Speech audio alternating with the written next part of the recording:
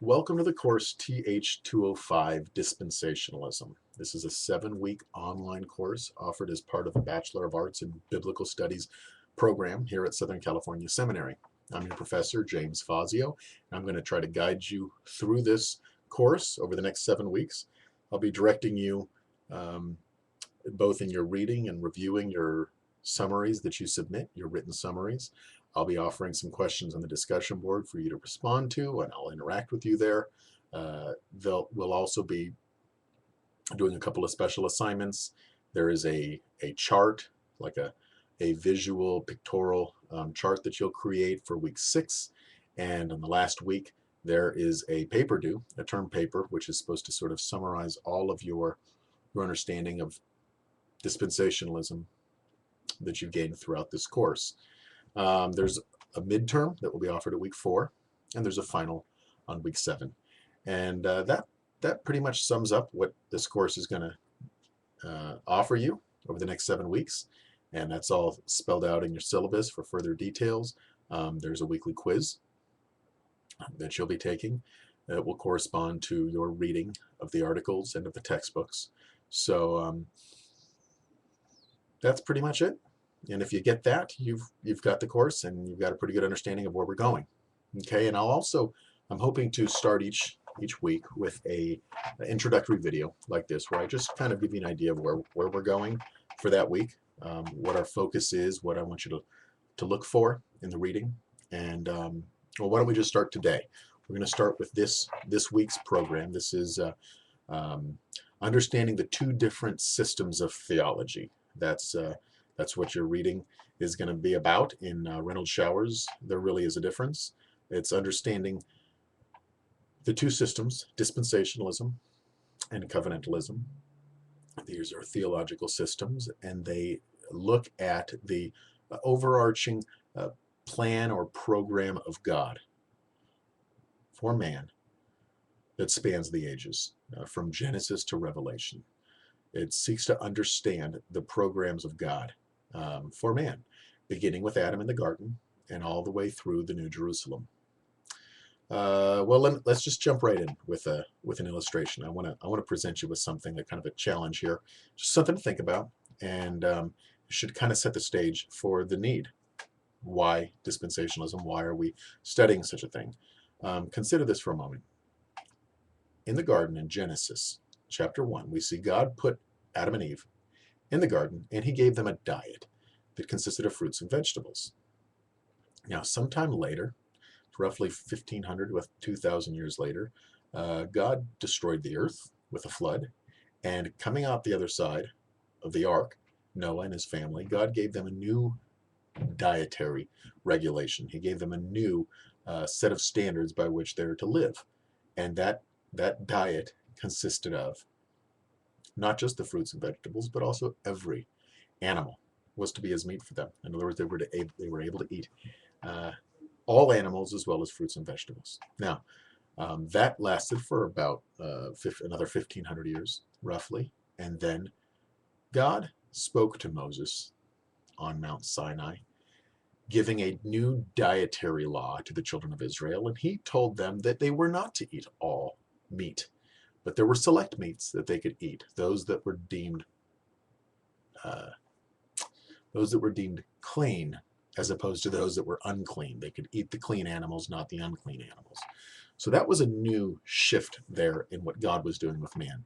Then we see later God speaking to Peter in the book of Acts. Peter was a good Jew, and he had lived according to the dietary standards, and we know that because when God laid down a sheet that had every kind of animal on it, and God said to Peter, "Arise, kill and eat," Peter said, "Not so, Lord, for these are unclean animals, and I am not to eat unclean animals." That really reflected the fact that Peter had sought to live his life according to the dietary standard that God had given. But God had made it clear to him that he was changing that standard at that time. Now, that right away should raise some questions. I thought God was unchanging. If God never changes, if there's no shadow of turning with him, if Jesus Christ is the same yesterday, today, and forever, then why the changes? Well, that's what dispensationalism answers.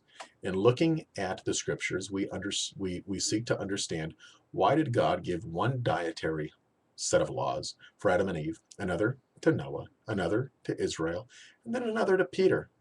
And which set of laws do we follow today, if any? What sort of standards will the people of God follow in the age to come? See, these are the kinds of questions that dispensationalism looks at and seeks to understand by understanding the overarching message of Scripture, the plan of the ages. Now, in order to understand this question, consider this. I'm going to offer another illustration. I'm a father. I have 3 children, and each children is a different age. I've got a daughter who's 7, almost 8 years old, and I've got another daughter who is a newborn. She's 4 months old. And then I've got a child in the middle, a son. So I've got this span of ages in my children, varying levels of maturity. And of course, I don't even have teenagers yet, but one day they will become teenagers, and then after that, adults.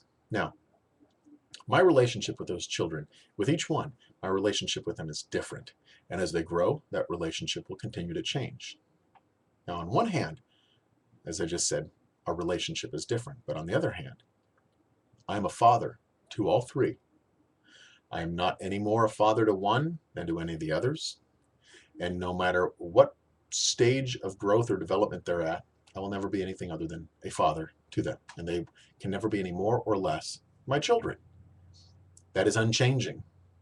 I do not change in my relationship to my children because I'm always their father. However, as they change, as they grow, as they mature, it changes our relationship, how I relate. I mean, for my infant, I may deal with nothing but love and grace.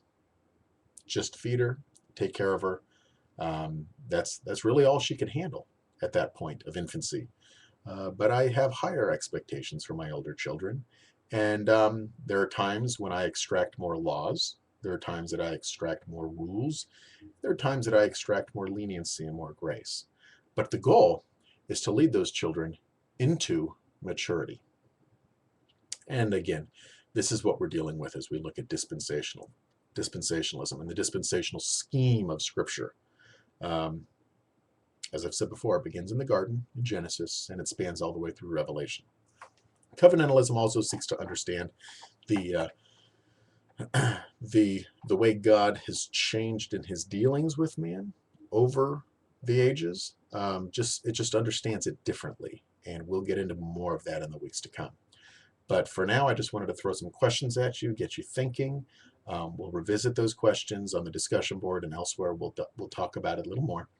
And I think that'll serve for our purposes right now, to just give you a taste of where we're going, what we'll be looking at, and give you a scope of what I want you to focus on this week, and just asking some of those questions that you may or may not have considered before, and seeking answers for the bigger picture and what God is doing, what God has intended to do from the beginning, where he's seeking to take man, and for what purpose.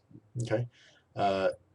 As we seek to answer these questions, I want to introduce you to just 3 terms here, terms you're very familiar with, but I want to present them in this way so that you can understand that what we'll be looking at is God's relationship to man and how that is expressed through the 3 people groups that God deals with. And these 3 peoples are as follows: the Gentiles, the Jews, and the Church of God. These 3 people groups are, everybody fits into one of them. And we're going to be exploring those terms and exploring, just looking at history, past and future, within the framework of these 3 peoples. And that will do it for now. Okay, God bless you as you go out on this week and start doing your reading and your assignments and interacting on the discussion board. I look forward to what comes. Okay, God bless you.